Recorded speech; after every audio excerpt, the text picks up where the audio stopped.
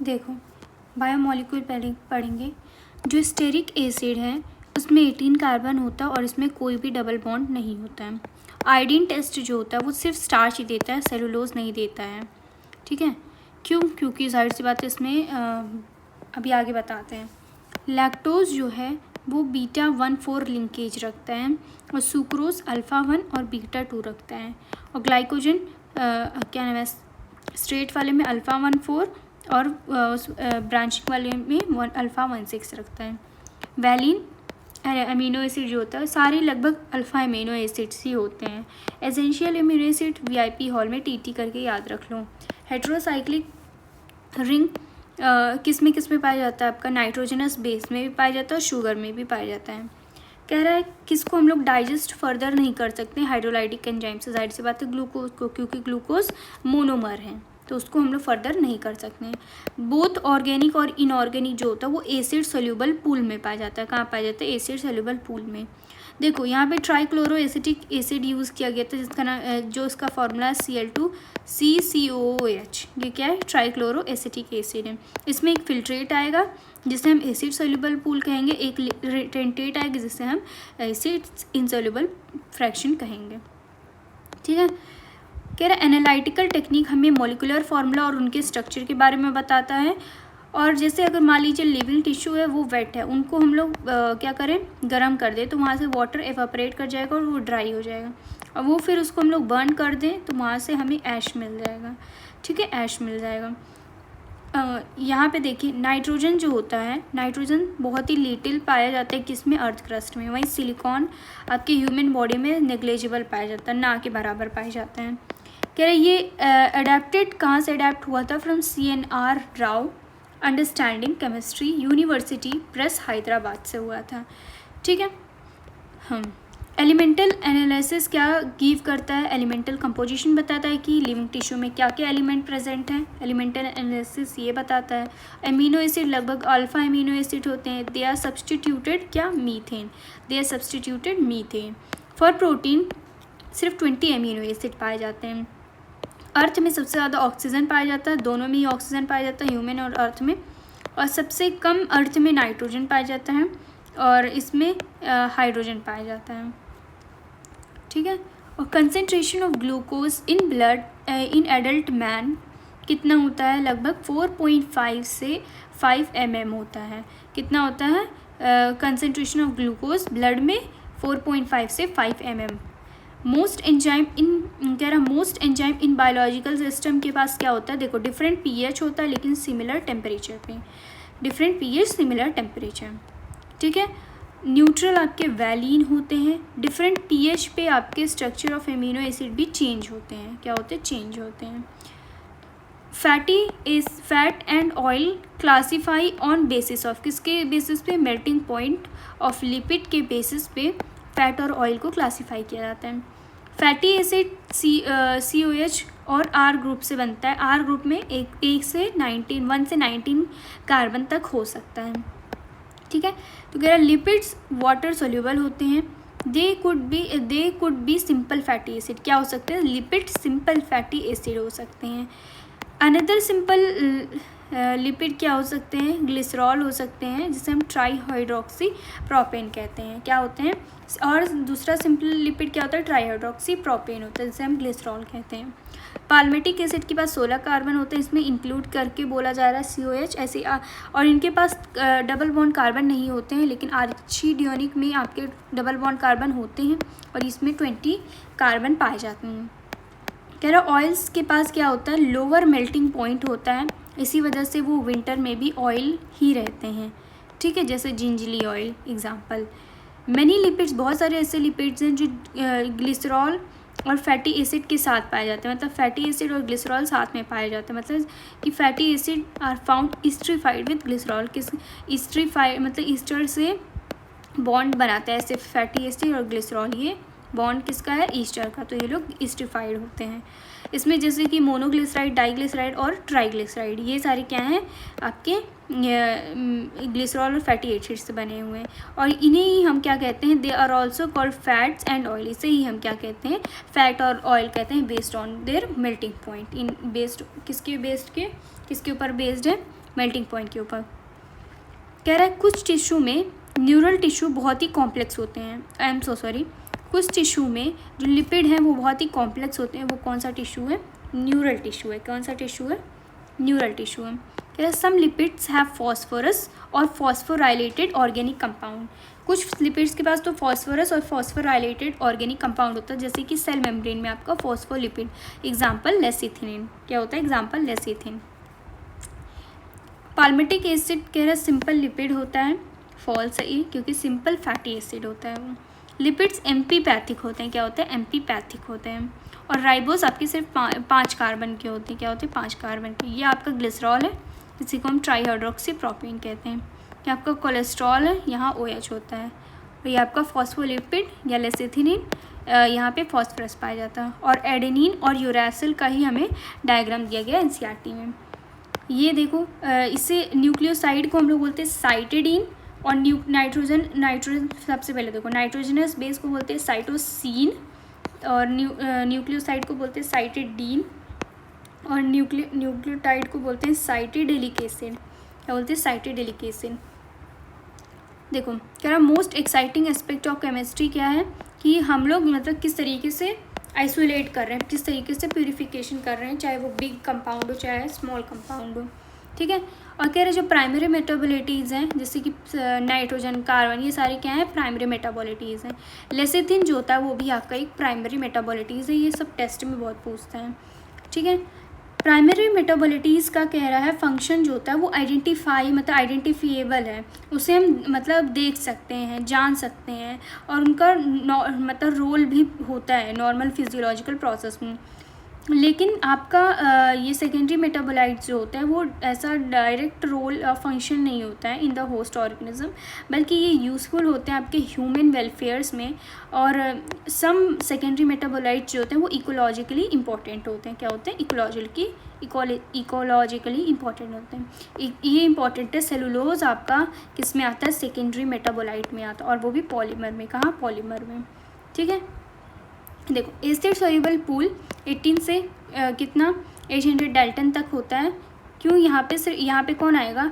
जिस micro molecule आएंगे, ठीक है। एसिड सॉल्युबल पूल में कौन आएगा? माइक्रो मॉलिक्यूल आएगा। इसी को हम लोग बोलते हैं cytoplasmic composition. Acid soluble pool क्या है? साइटोप्लाज्मिक कंपोजिशन है, ठीक है। उसके बाद फिर माइक्रो मॉलिक्यूल को हम लोग क्या बोलते हैं? Simple biomolecule. क्या बोलते हैं? Simple biomolecule. मॉलिक्यूल कहाँ पे कह रहा है? फिल्ट्रेट में विथ एक्सेप्शन ऑफ लिपिड और पॉलीमर। तो ये बात गलत है, क्योंकि रिटन टेट में होता है आपके क्या नाम है? क्या? ये लिपिड्स, ठीक है। और राइबोजाइम आर केमिकली क्या होता है? RNA मॉलिक्यूल होता है। राइबोजाइम RNA मॉलिक्यूल होता है। और लिपिड कह रहा है स्ट्रिक्टली मैक्रो मॉलिक्यूल नहीं होता है। लिपिड स्ट्रिक्टली मैक्रो मॉलिक्यूल नहीं होता। पेंसिल से इसको सब चीज़ें याद रखिएगा। वाटर 70 से 90 होता है। कितना होता है? 70 से 90% होता है। लगभग 20 अमीनो एसिड होते हैं। प्रोटीन कह रहा है हेट्रोपॉलीमर होता है, होमोपॉलीमर नहीं होता है। और डाइटरी प्रोटीन जो हम लोग डाइट के थ्रू लेते हैं वही एसेंशियल अमीनो एसिड होते हैं। जो हमारी बॉडी में बनते हैं वो हमारे नॉन एसेंशियल अमीनो एसिड होते हैं, ठीक है। ये जो GLUT4 दिया गया है, GLUT4 ये एनिमल करता है glucose transport into the cell. Glucose को ट्रांसपोर्ट कराता है किसमें? सेल में। और GLUT4 का क्या काम है? ये essential protein for bio energetic of cell. ये प्रोटीन प्रोवाइड करता है सेल को, ठीक है। सेलुलोज क्या होता है? होमोपॉलीमर होता है। क्या होता है? होमोपॉलीमर। और स्टार्च होल्ड करता है I2 को, और ये हेलिकल स्ट्रक्चर बनाता है, सेकेंडरी स्ट्रक्चर बनाता है। वहीं सेलुलोज कोई कॉम्प्लेक्स हेलाइसिस नहीं होल्ड करता है, और सॉरी नो कॉम्प्लेक्स हेलाइसिस, और यहाँ पे कोई भी होल्ड नहीं करता I2 को। ये कह रहा है जो लॉन्ग चेन होता है पॉलीसेकेराइड का वो बिल्कुल कॉटन थ्रेड की तरह नज़र आता है। ग्लाइकोजन में आपके राइट एंड रिड्यूसिंग एंड होते हैं, लेफ्ट एंड पे नॉन रिड्यूसिंग एंड होते हैं, और इनके पास ब्रांचेस होते हैं। तो एक रिड्यूसिंग एंड होता है, एक नॉन रिड्यूसिंग एंड होता है। तो यहाँ पे लिखा हुआ there is one reducing end, test में आया था one reducing end end each terminate with the non reducing end. और अल्फ़ा 16 लगभग 6 बॉन्ड है। कितना? अल्फ़ा 16 6 बॉन्ड है, लेकिन अल्फ़ा 14 कह रहा मोर देन अल्फ़ा 16 होते हैं। अल्फ़ा 14 ज़्यादा होते हैं एज़ कम्पेयर टू अल्फ़ा 16 के बॉन्ड से, ठीक है। अनब्रांच्ड पॉलीमर ऑफ ग्लूकोज कौन होता है? आपके सेलुलोज होते हैं, ये अनब्रांच्ड होते हैं सेलुलोज। स्ट्रक्चरल पॉलीसेकेराइड कौन होता है? सेलुलोज होता है। कह रहा अगर वेरिएशन होता है अमीनो एसिड में तो किसकी वजह से होता है? आपके आर ग्रुप की वजह से। वहीं पे वेरिएशन अगर प्रोटीन में देखा जा रहा है तो किसकी वजह से होता है? किसकी वजह से होता है? आपका सीक्वेंस ऑफ एमिनो एसिड की वजह से होता है। ठीक है, उसके बाद आपका स्टोर्ड फूड फंजाई में क्या होता है? ग्लाइकोजन होता है। क्या होता है? ग्लाइकोजन होता है। कह रहे पेपर किसका मेड होता है? Paper made from plant pulp and cotton fibre cellulose होता है। किससे बना होता है? सेलुलोज का। कह रहे they have a building block amino sugars and chemically modified sugar जैसे कि ग्लूकासामीन एंड एन एसिटाइल गैलेक्टोसामीन। एक तो ग्लूकासामीन है, एक एन एसिटाइल गैलेक्टोसामीन है, एक्सेट्रा। ये सारी क्या है? कॉम्प्लेक्स आपके शुगर्स हैं। काइटिन आपका किस में प्रेजेंट होता है? फंजाई में या बहुत सारे आर्थ्रोपोड्स में, एक्सोस्केलेटन ऑफ आर्थ्रोपोड्स में, और ये मोस्टली होमोपॉलीमर होते हैं। क्या होते हैं? होमोपॉलीमर। देखो न्यूक्लियोटाइड 3 केमिकली डिस्टिंक्ट कंपाउंड से बने हुए हैं, एक हेटेरोसाइक्लिक कंपाउंड और मोनोसेक्राइड। याद रखना है, राइबोज का यूज़ करते हैं तो ये मोनोसेक्राइड होता है, और ये फॉस्फेट या फॉस्फरिक एसिड। एडेनिन और ग्वानिन क्या है? सब्सटीट्यूटेड प्यूरिन्स है। क्या है? Substituted purines. और राइबोज आपका मोनोसेक्राइड पेंटोस है। ठीक है, देखो structure of molecule means different things in different context. कह रहे स्ट्रक्चर ऑफ मॉलिक्यूल अगर हम बताने लगे तो ये बहुत ही अलग थिंग है, और वो भी अलग अलग कंटेक्स्ट में। फॉर एग्जांपल जैसे इनऑर्गेनिक वाले के लिए सिर्फ मॉलिक्यूलर फार्मूला होता है जो रिफ़र करता है, सिर्फ मॉलिक्यूलर फार्मूला होता है। वहीं पे ऑर्गेनिक के लिए 2D होता है। While representing structure of molecule, यहाँ पे ऑर्गेनिक में स्ट्रक्चर बनाते हैं बेंजीन और नेप्थलीन का, वहीं फिजिसिस्ट 3D बताता है, बायोलॉजिस्ट 4D बताता है। तो सबके लिए कह रहे structure of molecule means different things in different context. Sequence of amino acid it is positional information in a protein. जो सीक्वेंस करते हैं ना हम लोग एमिनो एसिड्स का, वही क्या है? प्रोटीन का पोजिशनल इंफॉर्मेशन है, और इसे हम प्राइमरी स्ट्रक्चर बोलते हैं। ठीक है, लेफ्ट NCC से याद रखो कि ये वाला लेफ्ट एंड पे प्रेजेंट होगा, ये राइट एंड पे होगा, और ये फर्स्ट एमिनो एसिड होगा, ये लास्ट एमिनो एसिड होगा। ठीक है, क्या एक protein thread does not exist through out an extended. कह रहा है कोई भी प्रोटीन इस तरीके से पूरा स्ट्रेटली नहीं प्रेजेंट होगा। अब क्या होगा कि मान लीजिए वो इस तरीके से हेलिक्स बना लेगा, जैसे यहाँ पे बनाए हैं हम। तो यहाँ पे कह रहा है thread is folded in the form of helix, जैसे कि स्टेयरकेस में होता है, और ओनली इन सम पोर्शन, और कुछ ही पोर्शन में वो मतलब होता है फोल्ड, और अरेंज होता है इन द फॉर्म ऑफ हेलाइसिस। और ये किस फैशन में होता है? राइट हैंडेड फैशन में होता है, राइट हैंडेड फैशन में। Other regions of the protein threads are folded into other forms, तो हम उसे बोलते हैं सेकेंडरी स्ट्रक्चर। अगर हम और अलग फॉर्म में हम उसको क्या कर दें? फोल्ड कर दे तो क्या होता है? आपका वहाँ पे वो सेकेंडरी स्ट्रक्चर बना लेता है। ठीक है, आपके टर्शरी वाले में हाइड्रोजन बॉन्ड और डाइसल्फाइड बॉन्ड होता है, और इसमें सेकेंडरी वाले में अल्फ़ा हेलिक्स होता है, और यहाँ ये बीटा को NCERT में करेक्शन किया गया है, प्लीटेड होता है, PLEATED होता है, प्लीटेड शीट होता है। क्या होता है? बीटा प्लेटेड शीट होता है। कह रहे some protein are an assembly of more than one polypeptide या सब यूनिट, उसे हम क्या बोलते हैं? क्वाटनरी बोलते हैं। जैसे कि example linear strings of sphere, या sphere arranged upon each other in the form of cube या प्लेट में। एंजाइम वाइटमिन हार्मोन, अगर इसे हम सिंगल कैटेगरी में अगर रखें तो वो किसकी हेल्प क्या होगा? वो हेल्प करता है किसमें? रेगुलेटिंग मेटाबॉलिज्म में। किसमें? Regulating metabolism. एंजाइम को कह रहा है one can depict an enzyme by a line diagram. कह रहा है एंजाइम को हम लोग लाइन डायग्राम्स के थ्रू समझा सकते हैं। Carbohydrate which is sweet in taste, उसको हम लोग क्या कहते हैं? शुगर कहते हैं। सेलुलोज आपका पॉलीमर होता है, वो नॉन शुगर्स होते हैं। एक सच पॉकेट्स होता है, वहाँ पे क्या होता है? एक्टिव साइट बनता है, जहाँ पे क्या होता है? प्रोडक्ट आके जुड़ती है। कैटेलिस्ट, एंजाइम कैटेलिस्ट कह रहा है डिफ़र करता है किससे? इनऑर्गेनिक कैटेलिस्ट से बहुत सारे तरीक़ों में। इनऑर्गेनिक वाला बहुत ही हाई टेम्परेचर पे वर्क करेगा, लेकिन एंजाइम जो होता है एंजाइम वाला कैटेलिस्ट वो डैमेज कर जाता है हाई टेम्परेचर पे से अबव। अगर 40 डिग्री सेल्सियस के अबव है, 40 डिग्री सेल्सियस के अबव है, तो वो डैमेज कर जाएगा। और थर्मोफिलिक ऑर्गेनिज्म लगभग 80 से 90 डिग्री सेल्सियस के बीच में भी रह लेते हैं। ये आपका इनऑर्गेनिक केमिकल रिएक्शन है। वहीं पे ऑर्गेनिक केमिकल रिएक्शन क्या होता है, हाइड्रोलाइसिस ऑफ स्टार्च होता है। हाइड्रोलाइसिस ऑफ स्टार्च, देखो अगर एंजाइम एब्सेंट हुआ तो वहाँ पे 200 मॉलिक्यूल बनेगा पर आवर, और अगर एंजाइम प्रेजेंट हुआ तो 6 लाख पर सेकेंड बनेगा, और ये लगभग 10 मिलियन टाइम्स ज़्यादा होता है। पावर ऑफ एंजाइम कह रहा बहुत ही इनक्रेडिबल इंडीड होता है। Multi step chemical reaction when each of the step is catalyzed by same enzyme complex या different enzyme complex, उसे हम क्या बोलते हैं, मेटाबॉलिक पाथवे कहते हैं। कह रहा है कॉम्प्लेक्स जहाँ पे हमारे ये एंजाइम्स जैसे बहुत सारे केमिकल रिएक्शंस हो रहे हैं, वहाँ पे आपके एंजाइम्स हो रहे हैं डिफरेंट स्टेप में, डिफरेंट एंजाइम्स, तो उसी को हम लोग मेटाबॉलिक पाथवे कहते हैं। ग्लूकोज से 2 पायरुविक एसिड बनता है। देखो ये जो C6H12O6 है, बस इसी को आप क्या कर दो, किससे डिवाइड कर दो, 2 से डिवाइड कर दो, तो यहाँ पे C3H6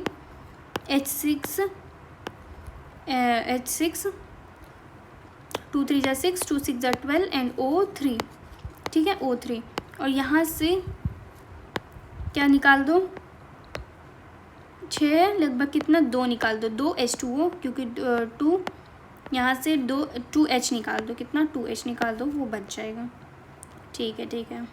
केमिकल और metabolic conversion refers to as reaction. कह रहा है कोई भी केमिकल या मेटाबॉलिक कन्वर्जन, फॉर एग्जांपल अब सबस्ट्रेट से प्रोडक्ट बन रहा है तो इसी को हम लोग क्या कहने लगते हैं, रिएक्शन बोलते हैं। Substrate has to diffuse towards the active side. जाहिर सी बात है, जैसे ये एंजाइम है तो इसके अंदर आपको जो प्रोडक्ट है इसके अंदर आके फिट होना पड़ेगा, तो वही कह रहा है सबस्ट्रेट को डिफ्यूज़ होना पड़ेगा उस एक्टिव साइड में, और ये ऑब्लिगेटरी होता है, कंपल्सरी होता है। क्या होता है, कंपल्सरी होता है ES कॉम्प्लेक्स का बनना। ठीक है, कह रहा there could be many more altered structural state between the stable substrate and the product, और वो सारे इंटरमीडिएट कैसे होते हैं, अनस्टेबल होते हैं। अब इन सब के बीच में ना और भी बहुत सारे स्टेप्स होते हैं जो नहीं बनते हैं, जो बनते हैं लेकिन बहुत कम टाइम के लिए बनते हैं, और वो इंटरमीडिएट होते हैं और अनस्टेबल होते हैं। ये आपका वाई एक्सिस पे पोटेंशियल एनर्जी का ग्राफ है, एक्स एक्सिस पे प्रोग्रेस ऑफ रिएक्शन का ग्राफ है।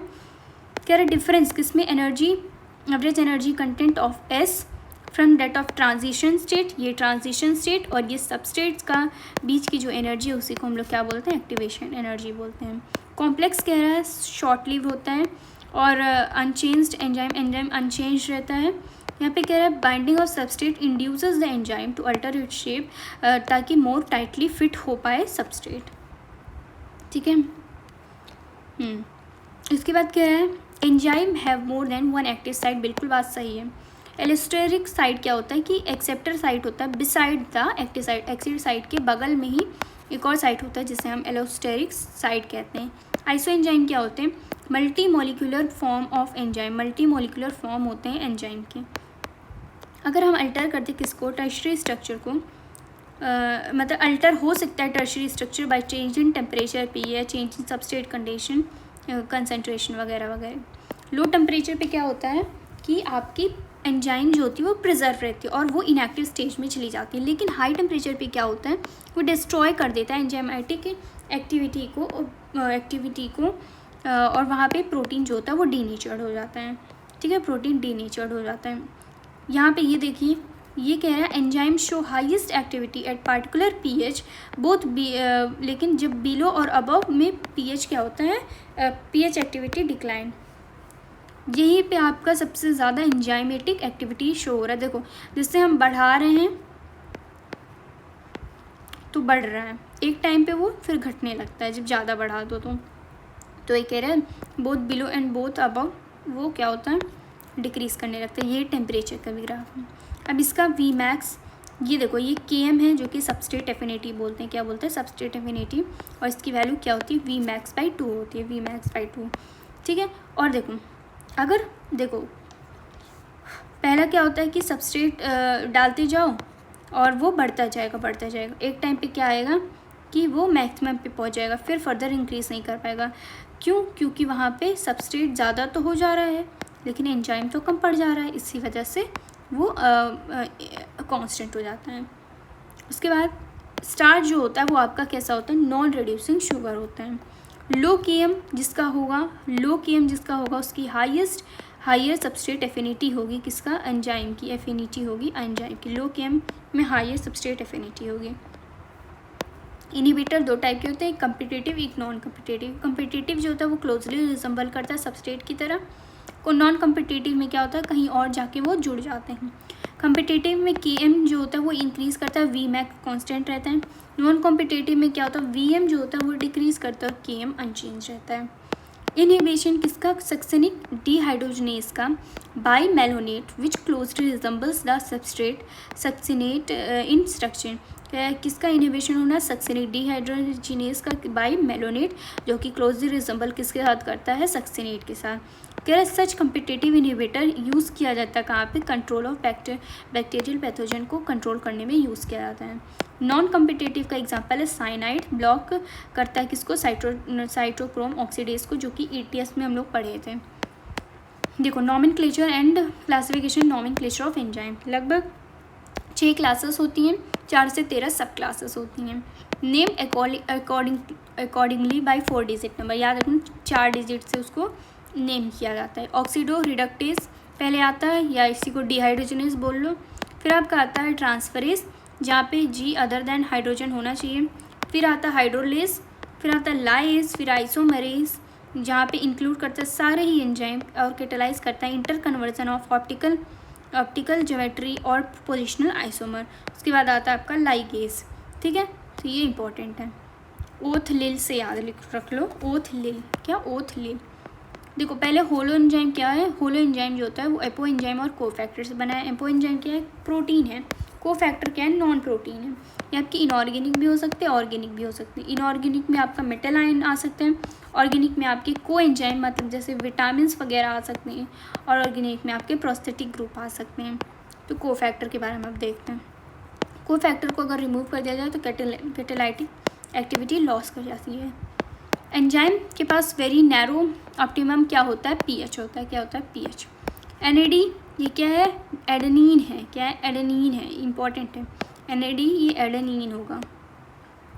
देखो कह रहा प्रोस्थेटिक ग्रुप में ये ऑर्गेनिक कंपाउंड है, यहाँ पे क्या होता है, टाइटली बाउंड हो जाता है किसके साथ, अपो एंजाइम के साथ। एग्जाम्पल है पेरोक्सीडेज एंड कैटालेज, जहाँ पे ये क्या कैटेलाइज करते हैं, H2O2 को वो H2O और O2 में कन्वर्ट करता है, कौन, पेरोक्सीडेज एंड कैटालेज। हीम क्या होता है, प्रोस्थेटिक ग्रुप होता है, क्या होता है, प्रोस्थेटिक ग्रुप। कोएंजाइम क्या होता है, ये भी ऑर्गेनिक कंपाउंड होता है, ये ट्रांसिएंटली बाइंड करता है कोएंजाइम से, यूजुअली अगर जब कैटालाइसिस होता है तब वो बाइंड करता है। Coenzyme serve as cofactor, coenzyme को हम लोग कोफैक्टर की तरह मानते हैं in a number of different enzyme catalysed reaction. Many coenzymes क्या होते हैं, वाइटमिन्स होते हैं। For example coenzyme nicotinamide, adenine dinucleotide जैसे NAD, निकोटिनामाइड एडेनिन डाइन्यूक्लियोटाइड, और वहीं पे NADP का निकोटिनामाइड एडेनिन डाइन्यूक्लियोटाइड फॉस्फेट, बस फॉस्फेट वहाँ पे जुड़ जाते हैं।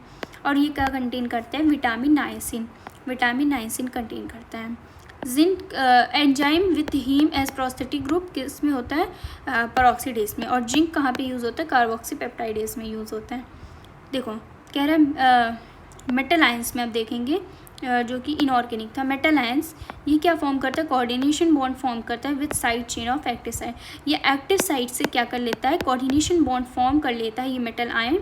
और कह रहा है and at the same time, और उसी टाइम पे वो कोऑर्डिनेशन बॉन्ड बना देता है, एक से ज़्यादा कोऑर्डिनेशन बॉन्ड बनाता है, किसके साथ, सबस्ट्रेट के साथ वो कोऑर्डिनेशन बॉन्ड बना लेता है। क्या बना लेता है, सबस्ट्रेट के साथ वो कोऑर्डिनेट, मतलब सोचो तुम, वो एक्टिव साइट से भी कोऑर्डिनेशन बॉन्ड बना रहा है और सबस्ट्रेट से भी बना रहा है। सबस्ट्रेट से ज़्यादा कोऑर्डिनेशन बॉन्ड बना रहा है एक्टिविटी, और एक्टिव साइट से एक कोऑर्डिनेशन बॉन्ड बना रहा है।